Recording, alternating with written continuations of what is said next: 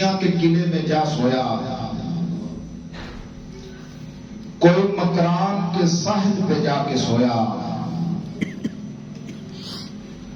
کوئی سمندروں کا پیٹ چاک کر کے یورپ کے دروازے پہ جا کے دستک دے کے یورپ میں جا کے سویا، کسی نے اپنی قبر روڈس کے شہر میں بنوائی، کوئی افغانستان کے پہاڑوں میں آ سویا، کوئی صوبہ سندھ کے شہر ٹھٹھا میں آ کے سویا، کوئی پشاور کے 3 میل کے فاصلے پہ صحابہ بابا کے نام سے قبر صحابی رسول کی پشاور میں آ سویا، تیرے پاکو ہند میں آئے، پوری دنیا میں پھیل گیا۔ پوری دنیا میں صحابہ کرام نے جناب نبی کے دین کو، اللہ کے قرآن کو، پیغمبر علیہ السلام کے فرمان کو لے کے بچے مدینہ میں، بیویاں مدینہ میں، گھر مدینہ میں، کاروبار مدینہ میں، قبر افریقہ کے جزیروں میں، قبر امریکہ کی بستیوں میں، قبر دانیال کے قلعے میں۔ فرمایا ان لوگوں کو پڑھیے، فَالَّذِينَ هَاجَرُوا وَأُخْرِجُوا مِن دِيَارِهِمْ، یہ ہیں وہ لوگ جنہوں نے اسلام دین کی کشتی کو سہارا دے کے تیرے تک یہ اسلام کو پہنچایا، تجھے مسلمان کیا۔ اگر میرے پاس ماں باپ کی دولت میں ان کا ادب کرتا ہوں، یہ اسلام ہے۔ یہ خونی رشتے کہ یہ میرا بیٹا، یہ بیٹی، یہ بیوی، یہ بچے، یہ بہن، یہ بھائی، یہ باپ، یہ باپ، یہ جو خونی رشتے، یہ اسلام ہے۔ اسلام ہم تک صحابہ نے پہنچایا ہے، اور یہ اسلام ہم تک پہنچانے کے لیے صحابہ کو بڑی بڑی تکلیفیں دی گئی۔ اوذوا فی سبیلی،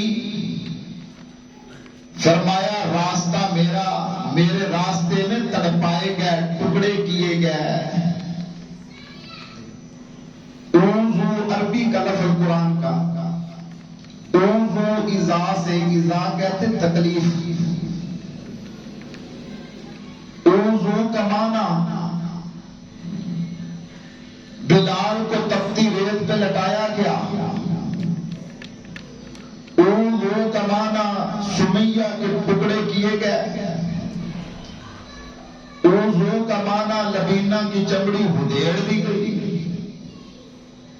اوذوا کا معنی سیدہ زنیرہ کی آنکھیں نکال دی گئی، اوذوا کا معنی زید ابن تسنہ کو پہاڑ کی چوٹی سے گرا کے ذبح کر دیا گیا، اوذوا کا معنی خباب بن ارد کو آگ کے سگلتے ہوئے انگاروں پہ جلایا گیا، اوذوا کا معنی خبیب کو مکہ کے چوک میں پھانسی دی گئی، اوذوا کا معنی بدر کی لڑائی میں 14 صحابی شہید ہو گئے، اوذوا کا معنی احد کی لڑائی میں 70 جانیں قربان ہو گئیں، اوذوا کا معنی خندق کے میدان میں 4 انسانوں نے اپنی بیویاں بیوہ کروا لی، اوذوا کا معنی فتح مکہ کے سفر میں 6 نوجوان شہید ہو گئے، اوذوا کا معنی بیر معونہ پہ 67 صحابہ جامع شہادت نوش کر گئے، اوذوا کا معنی ان کی چمڑیاں ادھڑ گئیں، ان کو ابلتی ہوئی دیگوں میں ڈالا گیا، ان کو تپتے ہوئے صحراؤں پہ لٹایا گیا، ان کو پھانسی کے پھندوں پہ لٹکایا گیا۔ اوذوا کا معنی وہ جیلوں میں چلے گئے، ہتھ کڑیاں پہن گئے، پھانسی کے پھندے پہ جھول گئے، لیکن نہ خدا کو چھوڑا نہ مصطفیٰ کو چھوڑا. اس جماعت کو پڑھیے, اس جماعت کے نقش قدم پہ چلیے. اور یہ جماعت میری نہیں, زید کی نہیں, بکر کی نہیں, کسی ایم پی اے کی نہیں, ایم این اے کی نہیں, آدم کی نہیں, موسیٰ اور عیسیٰ کی نہیں, یعقوب اور یوسف کی نہیں, یوسف اور یونس کی نہیں. یہ جماعت مدینے والے رسول کی ہے. اور اس جماعت کے بارے میں پیغمبر نے خود فرمایا, اصحابی کالنجوم, میرا ہر صحابی ستارہ ہے. جس طرح ستاروں میں چاند چمکتا ہے, ساری جماعت میں محمد کا چہرہ اس طرح چمکتا ہے. میرا پیغمبر چاند بن کے آیا, ابو بکر ستارہ بن کے آیا, بلال بھی چمکتا ہوا ستارہ بن کے آیا. فرمایا چاند کی روشنی دیتا ہے, ستارے چمک دیتے. اصحابی کالنجوم, میرے جس صحابی کے پیچھے چلو گے ہدایت پا جاؤ گے, کامیاب ہو جاؤ گے. میرے برادر, آج ہمیں کچھ لوگ کہتے جناب قاری صاحب آپ ڈائریکٹ مدینے والے رسول کی بات کرتے ہیں, عبادت میں ڈائریکٹ خدا کی بات کرتے ہیں, طریقے میں ڈائریکٹ مصطفیٰ کی بات کرتے ہیں. تو یہ جو فقہ کے امام ہیں, یہ امام ابو حنیفہ ہے, امام مالک ہے, امام شافعی ہے, امام احمد بن حنبل ہے, یہ بابا فرید ہے, یہ داتا علی حجویری ہے, یہ پیر عبد القادر جیلانی ہے. میں نے کہا جناب یہ سارے میرے نبی کے دین کے نوکر ہیں. میں بھی دین کا نوکر, آپ بھی دین کے نوکر, سارے ولی دین کے نوکر, سارے غلام ہیں. مصطفیٰ آتا ہے. ابو بکر بھی غلام, عمر بھی غلام, بلال بھی غلام. میں ان غلاموں کا غلام, میں نوکر صحابہ کا, وہ نوکر پیغمبر کے.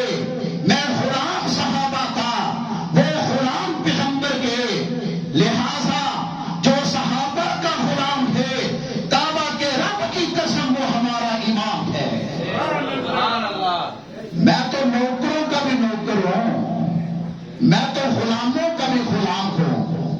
کہتے جناب آپ ڈائریکٹ دریا کی بات کرتے. میں نے کہا میں ڈائریکٹ دریا کی بات نہیں کرتا, میں محمدی سمندر کی بات کرتا ہوں. تم دریاؤں کی بات کرتے ہو, نہروں کی بات کرتے اور نالوں کی بات کرتے, میں تو مدنی سمندر کی بات کرتا ہوں. کہنے لگے جناب ایک نہر ہے ابو حنیفہ کی, یہ حنفی نہر, یہ شافعی نہر, یہ حنبلی نہر, یہ مالکی نہر. ہم ان نہروں سے پانی پیتے, آپ ڈائریکٹ سمندر سے کیسے پانی پیتے؟ میں نے کہا جناب یہ نہریں کہاں سے آئی؟ کہنے لگے کہ یہ ساری نہریں اسی دریائے محمد سے آئی ہیں. میں نے کہا اگر یہ دریائے محمد سے آئی ہیں تو ان کے پانی کا ذائقہ مختلف کیوں ہے؟ بھی ابو حنیفہ فرماتے یہاں پہ ہاتھ باندھ کے نماز پڑھو, جعفری طبقہ کہتا ہے ہاتھ چھوڑ کے نماز پڑھو, ایک طبقہ کہتا ہے سینے پہ. پانی مختلف ہے کہ نہیں؟ توجہ فرمائیں. میرے نبی کی حدیث, آپ سرکار نے فرمایا پانی کا رنگ بدل جائے, ذائقہ بدل جائے, خوشبو بدل جائے, پانی ناپاک ہو جاتا ہے.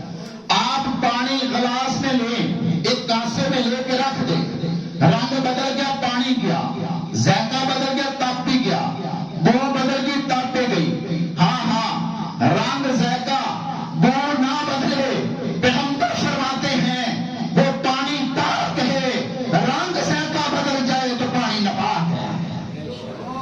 میں کہتا ہوں پیے پانی, حنفی نہر سے بھی پیے, شافعی نہر سے بھی پیے, مالکی نہر سے بھی پیے, حنبلی نہر سے بھی پیے, لیکن ان پانیوں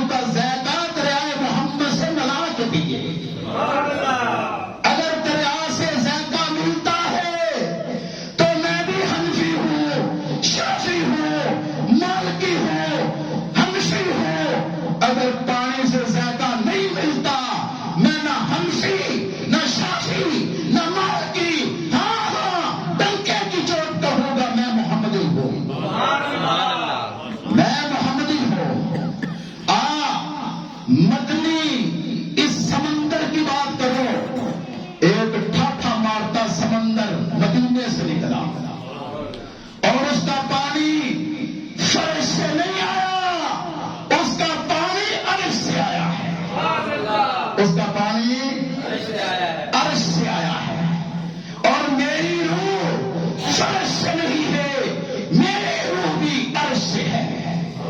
پیغمبر فرماتے ہیں انسان دو چیزوں کا مرکب ہے، جسم اور روح۔ اللہ تو نے جسم کہاں سے بنایا؟ فرمایا مٹی۔ انسان کس سے بنا؟ مٹی سے۔ فرمایا جسم مٹی کا، اس کی غذا بھی مٹی کی۔ آپ سیب کھائیں مٹی، کیلا کھائیں مٹی۔ اچھا کیلا کہاں سے ہوتا ہے؟ آسمان سے گرتا ہے۔ بھی کیلا زمین کا پودا ہے نا، مٹی کھا کے پودا بنتا ہے۔ آپ گوشت کھائے، کٹا کہاں سے بنا؟ اس نے گھاس کھائی، گھاس کہاں سے؟ مٹی سے۔ فرمایا تیرا بدن مٹی سے، اس بدن کی غذا بھی مٹی سے ہے، تیری روح آسمان سے آئی ہے، اس کی غذا بھی آسمان سے آئی ہے۔ تو وہ ٹھاٹھا مارتا سمندر مدینے والا، اس کا پانی فرش سے نہیں جبریل عرش سے لے کے آیا ہے۔ جس دریا کا جس سمندر کا پانی عرش سے آیا ہے وہ میری روح کی غذا ہے۔ وہ جناب حنفیت کے دروازے سے نہیں ملے گی، شافعیت کے دروازے سے نہیں ملے گی، وہ مدینے والے رسول کے دروازے سے ملے گی۔ تو دوستو بھائیو، وہ ٹھاٹھا مارتا سمندر، اس سے ایک دریا نکلا ابو بکر کا۔ توجہ، تم نہروں کی بات کرتے ہو، میں تو دریاؤں کی بات کروں گا۔ ایک دریا نکلا ابو بکر صدیق کا، ایک دریا نکلا عمر فاروق کا، ایک دریا نکلا عثمان غنی کا، ایک دریا نکلا حیدر کرار کا، ایک دریا نکلا حسن اور حسین کا، ایک دریا نکلا طلحہ اور زبیر کا، حتیٰ کہ 1,44,000 دریا نکلے۔ اور 1,00,000 تیرے پاکستان میں تو صرف 4 دریا ہے، اور ان کا پانی انڈیا والوں نے بند کیا ہوا ہے۔ گرامی قدر دریا تو ایک بھی بنا ہے، لیکن یہاں طریق کرتی 1,44,000 دریا محمدی سمندر سے نکلے۔ طریق کرتی 10,000 دریا مکہ اور مدینہ میں ہی سیراب کر گئے، اور 1,34,000 دریا پوری دنیا میں پھیل گئے۔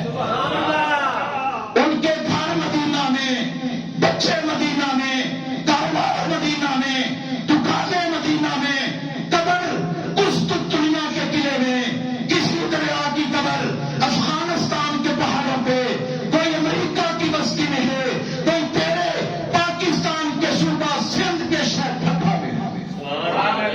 جگہ جگہ یہ پانی پہنچا، جگہ جگہ علم پہنچا، جگہ جگہ یہ پیغمبر کا نور پھیلا، جو نور خدا نے مصطفیٰ کو دیا، مصطفیٰ نے صحابہ کو دیا، نور لگائی اصحابی کالنجوم، اصحابی کالنجوم۔ یہ ٹھاٹھا مارتے ہوئے 1,44,000 دریا، ہر دریا کا پانی پاک ہے کوئی ماں کا لال؟ اور یارو میری بات نوٹ کرو، ہے کوئی درد دل رکھنے والا؟ میری بات نوٹ کرے، ماں نے بیٹا نہیں جنا جو بلال کے پانی پہ اعتراض کرے، ابو بکر کی صداقت پہ اعتراض کرے، عمر کی عدالت پہ اعتراض کرے، عثمان کی شرافت پہ اعتراض کرے، علی کی بہادری پہ اعتراض کرے۔ ہے کوئی دنیا میں کوئی شخص نہیں نظر آئے گا جو بلال کی محبت پہ اعتراض کرے، جو بلال کی تپتی ہوئی ریت پہ اس پیار پہ اعتراض کرے، بلکہ ہر مولوی سنی ہے، وہابی ہے، دیوبندی ہے، بریلوی ہے، کوئی ہے، وہ یہی کہے گا بلال چلتا فرش پہ ہے، قدموں کا کھڑا عرش پہ آتا۔ تو دوستو بھائیو، ہر صحابی کا ادب کیجیے، ہر صحابی سے تعلیم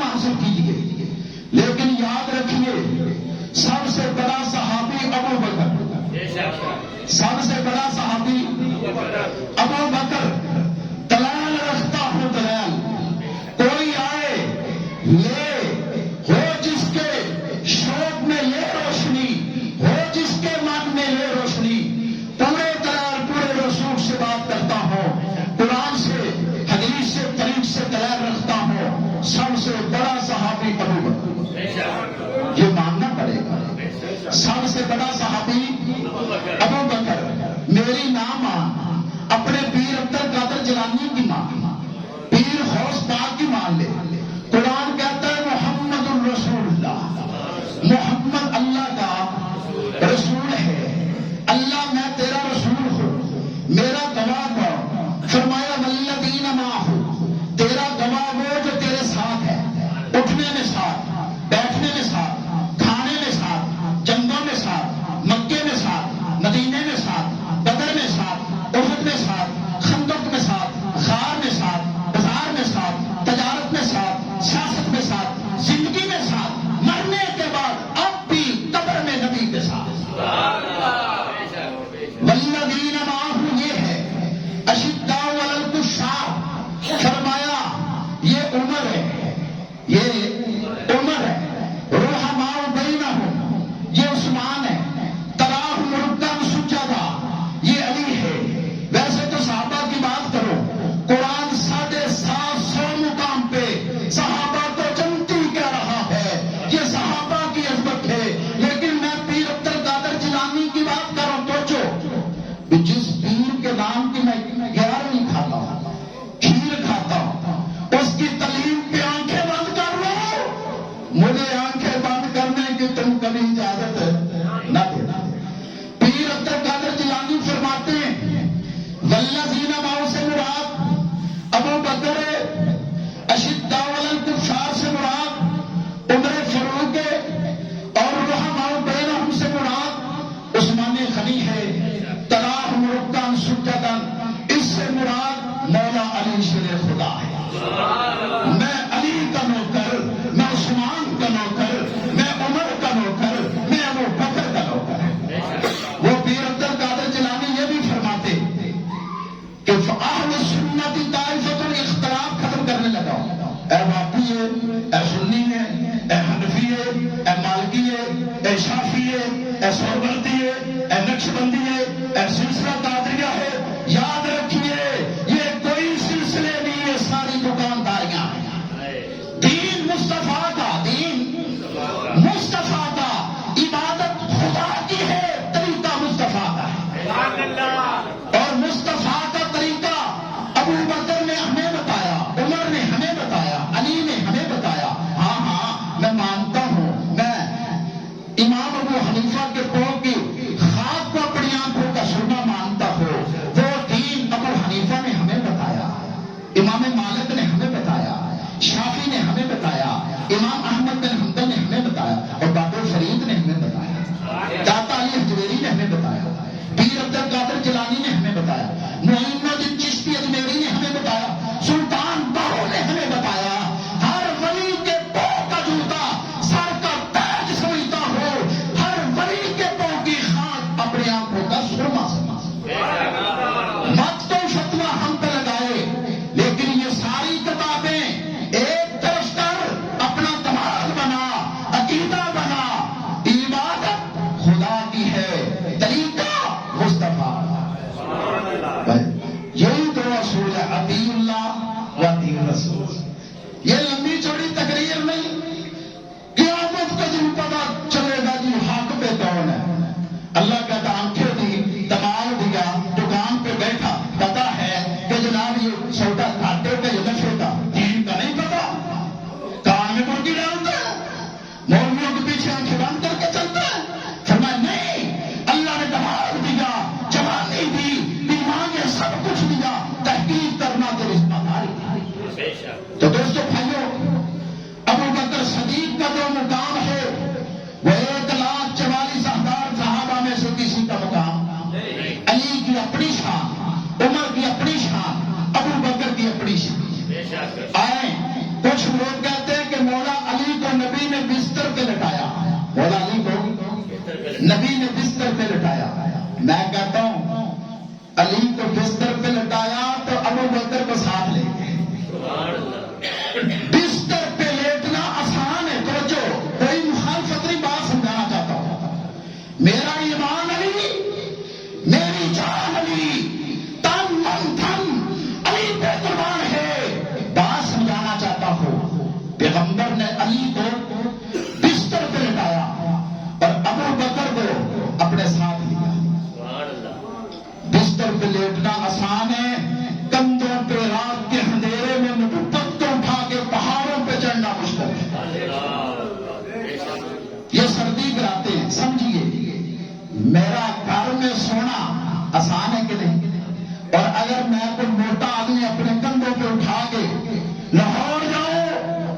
یہ آسان ہے، یہ بستر پہ لیٹنا آسان ہے۔ پیغمبر علیہ السلام نے علی کو بستر پہ لٹایا اور ابو بکر کو اپنے ساتھ لیا۔ علی بستر پہ لیٹا، علی کو بستر پہ لٹایا، ابو بکر نے نبوت کو کندھوں پہ اٹھایا۔ میرے دوستو، آپ تھوڑا سا تاریخی مطالعہ رکھیں، آئے ہو جھولی علم کی بھر کے لے جاؤ۔ میں چاہتا ہوں آج نئے نکتے آپ کی جھولی میں ڈالو، نئے نکتے۔ آپ دیکھیں حضور علیہ السلام اپنے گھر سے نکلے، اللہ کو حکم ہے پیغمبر ہجرت کر جاؤ۔ ہر نبی نے ہجرت کی، ہر نبی نے بکریاں چرائیں، میرے نبی نے بھی بکریاں چرائیں، ہجرت باقی ہے۔ فرمایا ابو جہل دشمن، عتبہ دشمن، یہ سارا مکہ دشمن ہے۔ 19 سردار چمکتی ہوئی تلواریں لے کے آپ کو معاذ اللہ قتل کرنے کا منصوبہ بنا کے آپ کے دروازے پہ کھڑے ہیں۔ آقا مدینہ چلے جائیں، مکہ چھوڑ دیں، ہجرت کر دیں۔ حضور علیہ السلام اٹھے، علی کو بلایا، فرمایا تم میرے بستر پہ لیٹ جا۔ اس میں حکمت کیا تھی؟ حضور علیہ السلام کے پاس کافروں کی امانتیں تھیں۔ پیغمبر علیہ السلام نے فرمایا علی یہ امانتیں تیرے سپرد کرتا ہوں، میں مدینے جا رہا ہوں۔ فرمایا آقا آپ کے ساتھ کو؟ فرمایا ابو بکر میرے ساتھ ہے۔ ابو بکر تو اٹھنا، امانتیں دے کے تو بھی آ جانا، تو بھی آ جانا۔ والذین معہ، ہر وقت جو نبی کے ساتھ ہے وہ ابو بکر ہے۔ غور کریں، میرے آقا گھر سے نکلے، دروازے پہ 19 چمکتی ہوئی تلواریں، 19 سردار کھڑے، پیغمبر پہ وار کرنا چاہتے ہیں۔ یاد رکھیے ہو سکتا تھا پیغمبر علی کو ساتھ بار لے آتے، لیکن میرے نبی نے علی کو لٹایا، علی کو بستر پہ لٹایا، فرمایا تم سو، آرام کر علی، آرام کر۔ نبی چمکتی ہوئی تلواروں کا مقابلہ کرتا ہے، اور میرے آقا نے مجھے اور آپ کو سبق دیا، علی نبی کا بھائی ہے۔ جب جان دینے کی باری آئی، بھائی کو آگے نہیں کیا، فرمایا بھائی تو بستر پہ لیٹ، میں نبی جان دینے کے لیے تیار ہوں۔ چمکتی ہوئی تلواروں کا میں مقابلہ کروں گا، میں سامنا کروں گا۔ میرے آقا علیہ السلام جب چمکتی ہوئی تلواروں کے نیچے گئے تو اللہ نے بچا لیا۔ بچا لیا کہ نہیں بچا لیا؟ قرآن کہتا رب نے کہا پیغمبر یہ ریت کی مٹھی بھریے، آقا ریت کی مٹھی بھریے، عرش کے مالک مٹھی سے کیا ہوگا؟ فرمایا پھینکنا تیرا کام ہے، ان سرداروں کو اندھا کرنا میرا کام۔ جب میرے نبی نے اس طرح مٹھی بھری، کوئی گستاخ نہیں، ہم سب رسول اللہ کے غلام ہیں۔ جب اس طرح مٹھی بھری، ہاتھ مصطفیٰ کا تھا کہ نہیں؟ لیکن خدا نے کہا ممار نہیں تر نہیں، پیغمبر یہ ہاتھ تیرا نہیں، یہ ہاتھ خدا کا ہے۔ مٹھی تو نے نہیں بھری، مٹھی خدا نے بھری ہے، بس پھینکنا تیرا کام ہے، اندھا کرنا میرا کام ہے۔